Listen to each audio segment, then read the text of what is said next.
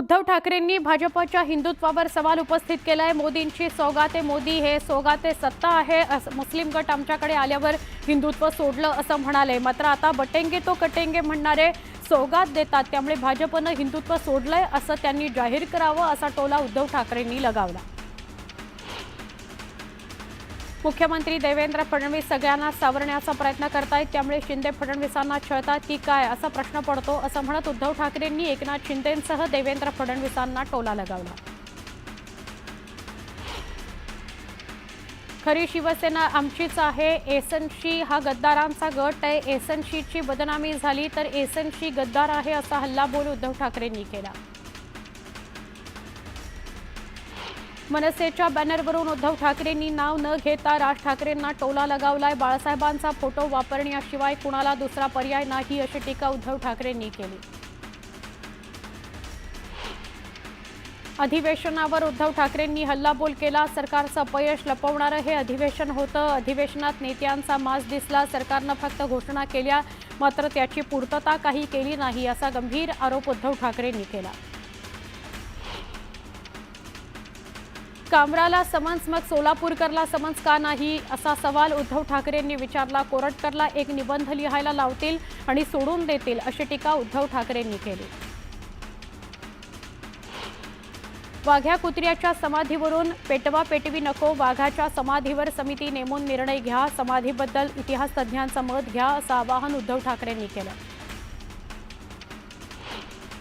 वाघ्या कुत्र्याच्या मुद्द्यावरून वंचितच्या प्रकाश आंबेडकरांनी भूमिका घेतली आहे। संभाजी महाराजांना सरळ उचलून मकोका लावा, कायद्याच्या विरोधात भूमिका घेणाऱ्यांचं लांगून चालन चालणार नाही असं आंबेडकरांनी म्हटलंय। वाघ्याच्या समाधीसारखे मुद्दे आज गैरलागू आहेत। स्मारकाशी संबंधित अनेकांच्या भावना दुखावू नयेत। शासनानं पुढाकार घेऊन समिती नेमावी, सामोपचारानं समिती निर्णय घेईल तो मान्य करावा असं होळकर घराण्याचे वंशज भूषणसिंह होळकर यांनी म्हटलंय। वाघ्या कुत्र्याच्या स्मारकाचं राजकारण करू नका, राजकीय पुढाऱ्यांना बाजूला ठेवा आणि इतिहास अभ्यासकांना ऐका, दोन्ही बाजूच्या लोकांच्या भावना दुखावणार नाहीत याची काळजी घ्या असं भूषणसिंह होळकर म्हणाले। वाघ्या कुत्र्याच्या स्मारकाला खासदार संजय राऊतांनी समर्थन दिलं। वाघ्या कुत्र्याच्या समाधीबाबत ऐतिहासिक पुरावे नसले तरी भावनिक नातं असतं, त्यामुळे संभाजीराजे आणि भिडेंनी एकत्र बसून निर्णय घ्यावा असं संजय राऊत म्हणाले। 1 मे पर्यंत रायगडावरील वाघ्या कुत्र्याचा पुतळा हटवा, अन्यथा पुन्हा एकदा संभाजी ब्रिगेड पुतळा काढेल असा थेट इशारा संभाजी ब्रिगेडचे महासचिव सौरभ खेडेकर यांनी राज्य सरकारला दिला। संतोष देशमुखांना मारहाण करत त्यांची हत्या केल्याची कबुली आरोपी प्रतीक घुलेने दिली आहे। प्रतीकने तसा कबुली जबाब दिलाय। मारण्याकरता वापरलेलं हत्यार लपवलेलं ठिकाण दाखवतो असं घुलेने पंचायत समोर सांगितलं। घुलेचा कबुली जबाब न्यूज 18 लोकमतच्या हाती लागलेला आहे। सरपंच संतोष देशमुख हत्या प्रकरणात स्कॉर्पिओ गाडीचा फॉरेन्सिक तपासणीचा अहवाल न्यूज 18 लोकमतच्या हाती लागलाय। गाडीवर आढळलेले फिंगरप्रिंट सुधीर सांगळेचेच असल्याचं अहवालातून समोर आलंय। देशमुख हत्या प्रकरणात आवादा एनर्जी प्रकल्पातील ऑफिस बॉयचा जबाब महत्त्वाचा ठरला। 6 डिसेंबर 2024ला आवादा एनर्जी प्रकल्प परिसरात सुदर्शन घुलेसह त्याच्या साथीदारांनी गोंधळ घातला। याच दरम्यान सुदर्शन घुले यानं मी वाल्मिक कराडचा माणूस आहे, कंपनी सुरू ठेवायची जर असेल तर 2 कोटी रुपये दे, नाहीतर कंपनी बंद कर अशी धमकी दिल्याचा जबाब ऑफिस बॉयनं दिला आहे। आम्हाला लवकरात लवकर न्याय मिळायला हवा, त्यामुळे संतोष देशमुख हत्या प्रकरणाचा खटला फास्ट ट्रॅक कोर्टात चालवा अशी मागणी धनंजय देशमुख यांनी केली आहे। महायुती सरकार अनिल परबांभोवती चौकशीला फास आवळण्याच्या तयारीत आहे। अनिल परबांचे निकटवर्तीय बजरंग खरमाटे यांची आर्थिक गुन्हे शाखेकडून चौकशी होणार आहे। उपमुख्यमंत्री एकनाथ शिंदेंनी विधान परिषदेमध्ये ही घोषणा केली। शिवसेना नेते राहुल शेवाळे यांनी केंद्रीय सांस्कृतिक मंत्री गजेंद्र शेखावत यांची दिल्लीत जाऊन भेट घेतली। छत्रपती संभाजीनगरामधील खुलताबाद इथं असलेली औरंगजेबाची कबर केंद्र सरकारनं संरक्षित वास्तूंच्या यादीतून काढून टाकावी, म्हणजे मग ती राज्य सरकारकडून हटवायला मार्ग मोकळा होईल अशी मागणी त्यांनी केली आहे। मुख्यमंत्री देवेंद्र फडणवीसांच्या विरोधात बदनामीकारक व्हिडिओ व्हॉट्सअप ग्रुपवर पोस्ट केल्याप्रकरणी पनवेलमध्ये गुन्हा दाखल करण्यात आला आहे। नाकवा अबू बकर या इसमावर गुन्हा दाखल करण्यात आलाय। पोलिसांकडून अधिक तपास सुरू आहे। खासदार संजय राऊत यांनी पुन्हा एकदा एकनाथ शिंदेंवर निशाणा साधला। एकनाथ शिंदेंनी आत्मपरीक्षण केलं पाहिजे। ज्या दिवशी मोदी शहांचं छत्र नसेल, ते छप्पर उडेल, तेव्हा तुम्ही कुठे असाल, असा सवाल राऊतांनी केला। केदारनाथाच्या गुहेत किंवा गुवाहाटीच्या कामाख्या मंदिराच्या गाभाऱ्यात बसून याचा विचार करायला हवा, अशा शब्दात राऊतांनी एकनाथ शिंदेंना सुनावलं। माजी आमदार रवींद्र धंगेकर यांनी शिवसेनेत प्रवेश केल्यावर काँग्रेसच्या चिन्हासह सोशल मीडियावर पोस्ट केली आहे। जागतिक रंगभूमी दिनाच्या शुभेच्छा देण्याकरता केलेल्या पोस्टवर रवींद्र धंगेकर यांनी काँग्रेसचा पंजा वापरला। राष्ट्रवादी काँग्रेस शरदचंद्र पवार गटाचे माजी मंत्री गुलाबराव देवकर यांचा अजित पवार गटातील प्रवेश पुन्हा रखडलाय। दरम्यान गुलाबराव देवकर कुठल्याही पक्षात गेले तरी त्यांना जेलमध्ये जावं लागेल, असा हल्लाबोल मंत्री गुलाबराव पाटलांनी केला। भाजपचे मंत्री चंद्रकांत पाटील यांनी संजय काका पाटील यांची घरी जात भेट घेतली। संजय काका पाटील भाजपत जाण्याचा चर्चा असल्यानं या भेटीमुळे चर्चांना उधाण आलं। या भेटीदरम्यान संजय काकांचे सुपुत्र प्रभाकर पाटील देखील उपस्थित होते।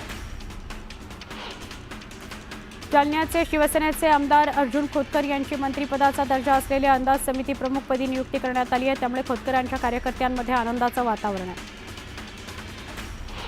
बुलढाण्याच्या शिवणी अरमाळ या गावातील शेतकरी कैलास नागरे यांनी खडकपूर्णा धरणातून पाणी मिळावं या मागणीकरता आत्महत्या केली होती। दरम्यान या घटनेनंतर विरोधी पक्षनेते अंबादास दानवे यांनी नांगरेंच्या कुटुंबियांची सांत्वनपर भेट घेतली, त्यांना धीर दिला, तसंच पाणी प्रश्न सोडवण्याकरता सर्वतोपरी प्रयत्न करू असं आश्वासनही दिलं। हिंजवडीतील बस जळीत कांड प्रकरणातील आरोपी जनार्दन हुंबर्डीकरला अखेर अटक करण्यात आली आहे। रुग्णालयातून सुटका होताच पोलिसांनी जनार्दनचा ताबा घेतला। थोड्याच वेळात त्याला कोर्टात हजर करण्यात आलं।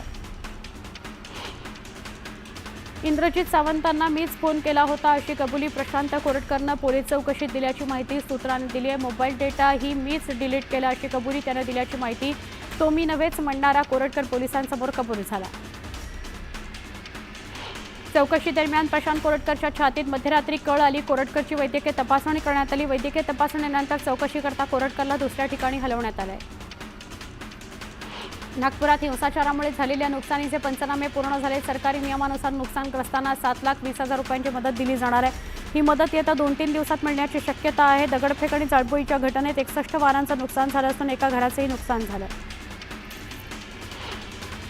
नागपूर हिंसाचार प्रकरणातील आरोपी हमीद इंजिनियर यानं जामिनाकरता न्यायालयात अर्ज केला। राजकीय दबावामुळे या गुन्ह्यामध्ये फसवण्यात आले असा दावा हमीदनं जामिनाकरता केलेल्या अर्जात केलाय। पुण्यात 2 लाख रुपयांचा 13 किलो गांजा जप्त करण्यात आला। पोलिसांच्या अंमली पदार्थ विरोधी पथकानं कारवाई केली। येरवडा भागात गांजा विक्रीकरता आलेल्या दोघांना पोलिसांनी अटक केली। अंबरनाथमध्ये होळीला झालेल्या भांडणाचा राग मनात ठेवून एका तरुणावर भर रस्त्यात कोयत्यानं हल्ला करण्यात आला। जवळपास 15 ते 20 मिनिटं हल्लेखोर कोयत्यानं तरुणावर हल्ला करत राहिला, मात्र नागरिकांनी फक्त बघ्याचीच भूमिका घेतली। या प्रकरणी 3ही आरोपींविरोधात गुन्हा दाखल करण्यात आला।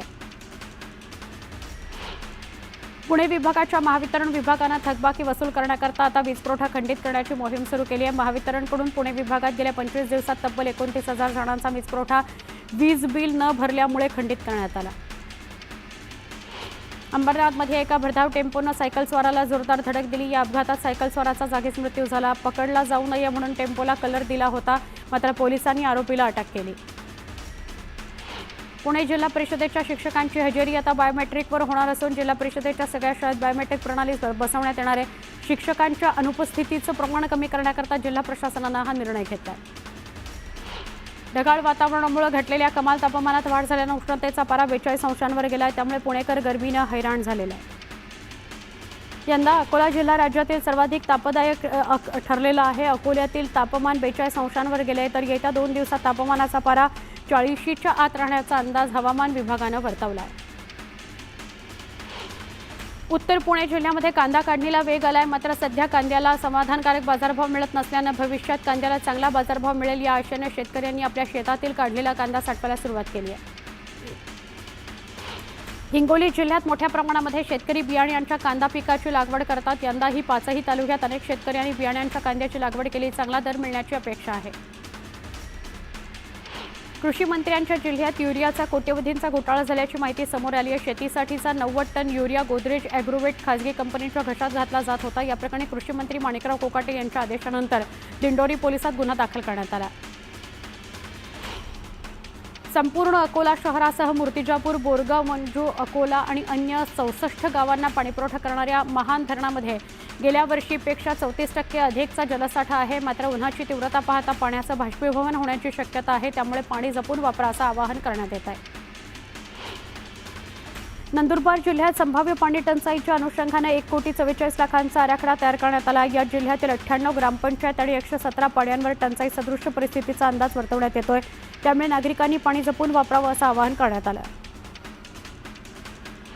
अनेक वर्षांच्या मागणीनंतर अखेर नंदुरबार जिल्ह्याला शासनाकडून 5 शववाहिका मिळाल्या आहेत. सुमारे प्रत्येकी 35 लाख रुपये किंमत असलेल्या या शववाहिकेमध्ये शीतपेटी देखील उपलब्ध करून देण्यात आलेली आहे.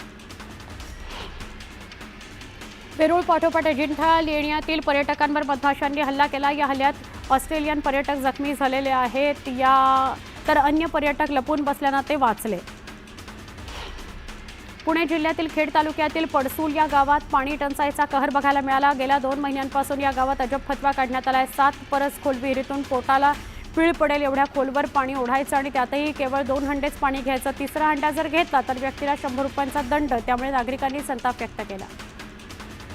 मावळ तालुक्यामध्ये सध्या आनंददायी आठवड्यातील एकवार हा उपक्रम सुरू करण्यात आलेला आहे. एका जिल्हा परिषदेच्या शाळेतील विद्यार्थ्यांनी या उपक्रमात सहभाग घेतला. वृद्धाश्रमातील आजी आजोबांसोबत वेळ घालवत त्यांनी हा उपक्रम साजरा केला. खासगी सावकारीच्या त्रासाला कंटाळून एका तरुणानं राहत्या घरात गळफास लावून घेत आत्महत्या केली. याप्रकरणी तरुणाच्या नातेवाईकांनी आरोपी विरोधात गुन्हा दाखल करा, तोपर्यंत मृतदेह ताब्यात घेणार नाही अशी भूमिका घेतली आहे. शहापुरात आदिवासी विकास महामंडळामार्फत तालुक्यातील धान खरेदी केंद्र चालू करण्यात आले. मात्र त्यामुळे केंद्राबाहेर वाहनांच्या लांबच लांब रांगा लागलेल्या. जवळपास 12 ते 15 तास नंबरकरता शेतकऱ्यांना प्रतीक्षा करावी लागते. चालकांनी संप मागे घेतल्यानं नागपूर महानगरपालिकेवरून चालवली जाणारी आपली बस सेवा पूर्ववत झाली आहे. रात्री चालकांच्या खात्यात पैसे जमा होताच आपली बस सेवा सुरू करण्यात आली.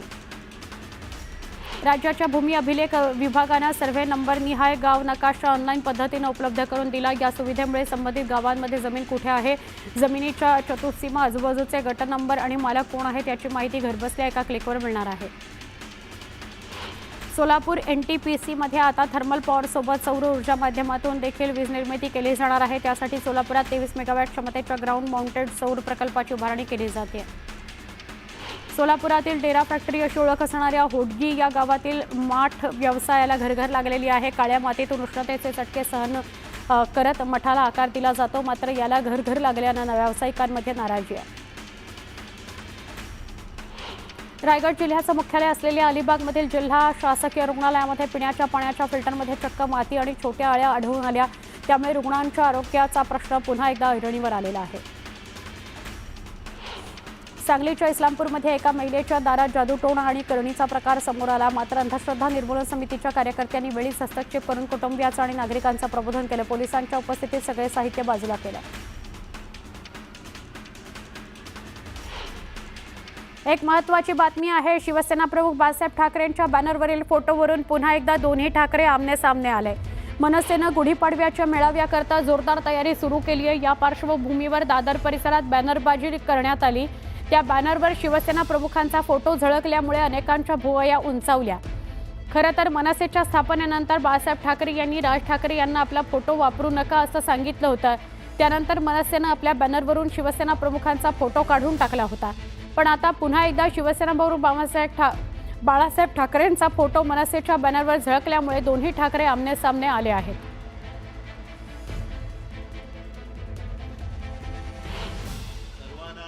बाळासाहेबांच्या नेतृत्वाखेरीज दुसरा पर्याय नाही हेच त्यातून दिसतंय. आणि जर आता महाराष्ट्र जिंकायचं असेल तसं जसं गेल्या वेळेला ह्या गद्दारीने सुद्धा बाळासाहेबांचा फोटो वापरला, तसंच सगळ्यांनाच बाळासाहेबांचा फोटो वापरण्याखेरीज काय पर्यायच राहिला नाही. वंदनीय बाळासाहेब हे लाखो शिवसैनिकांचं आराध्य दैवत होतं. महाराष्ट्राचं एक भूषण होतं. त्याच्यामुळं त्यांना आदर्श मानण्याचा अधिकार हा एका कुठच्या व्यक्तीला असू शकत नाही. आम्ही तर माननीय शिंदे साहेबांच्या नेतृत्वाखाली बाळासाहेबांचा विचार हा पुढे घेऊन जातोय. आनंद दिघे साहेबांचा विचार पुढे घेऊन जातोय. त्याच्यामुळे यामध्ये आम्ही बसत नाही. मला असं वाटतं की ज्यांनी काँग्रेसबरोबर युती केली त्यांना हे लागू पडतं की त्यांनी वंदनीय बाळासाहेबांचा फोटो किंवा पुतळा लावू नये. दरम्यान मनसे उपाध्यक्ष यशवंत किल्लेदार यांनी या संदर्भात स्पष्टीकरण दिलंय. हा आमचा अधिकृत बॅनर नाही असं यशवंत किल्लेदार यांनी म्हटलंय. पदाधिकाऱ्यांनी उत्साहाच्या भरात हा बॅनर लावलेला आहे असं यशवंत किल्लेदार यांनी म्हटलंय.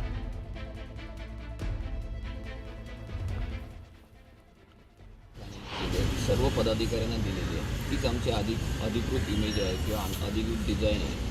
त्या व्यतिरिक्त कोणी हे जर पदाधिकाऱ्यांनी लावलं असेल ते उत्साहाच्या भरात लावलं असेल तर संबंधित पदाधिकाऱ्याला आम्ही सांगितलं की ते काढून टाका. त्याच्यामध्ये कोणतेही पक्षाची भूमिका नाही आहे किंवा पक्षाने सांगितलेलं नाही आहे. त्यामुळे तो बॅनर निघेला संदर्भात. उद्धव ठाकरेंनी काही वेळापूर्वी एक पत्रकार परिषदेत घेतलेली, त्या पत्रकार परिषदेमध्ये ह्या बॅनरचा मुद्दा आल्यानंतर ते म्हणाले की आता सगळ्याच पक्षांना बाळासाहेबांच्या फोटोची किंवा नेतृत्वाची गरज वाटू लागली. मी काही स्टेटमेंट ऐकली नाही त्यामुळे मी काही फार बोलणं त्याच्यावर उचित नाही. परंतु ह्या छोट्याशा गोष्टीचा कोणी गवगवा करायची एवढी आवश्यकता नाही.